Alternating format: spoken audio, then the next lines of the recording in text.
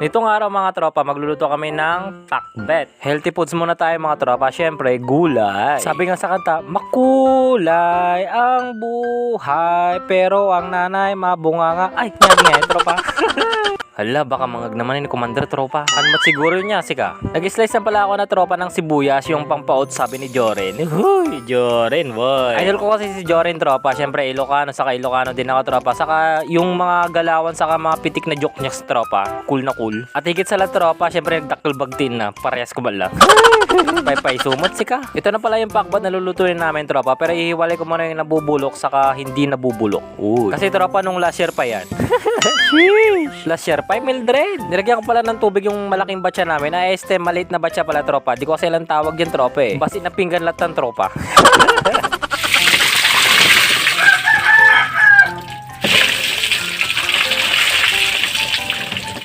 Hinugasan ko pala ng maigi tropa kasi madami siyang germs. Tulad ng ibang kapitbahay niyo, daming germs.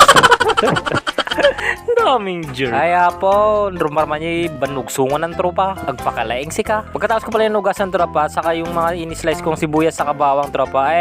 Luya pala. Luya mo gaya magic kasla bawang niya. Ay, bala po.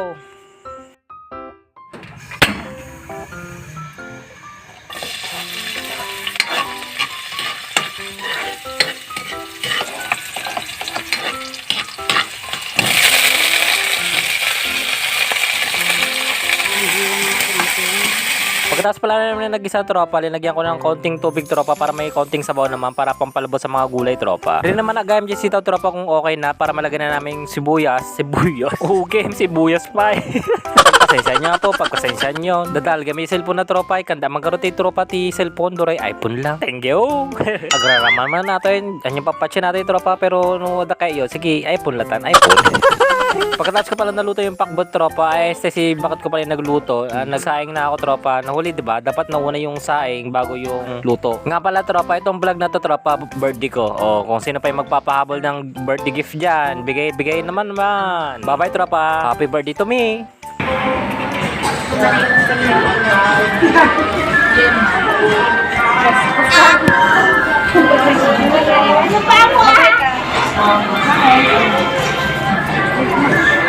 Driver lang na pinido da nawano.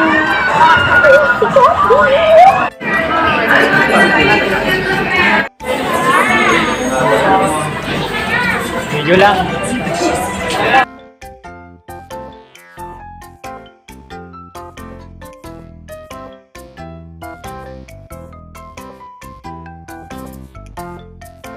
Birthday to you. Happy birthday,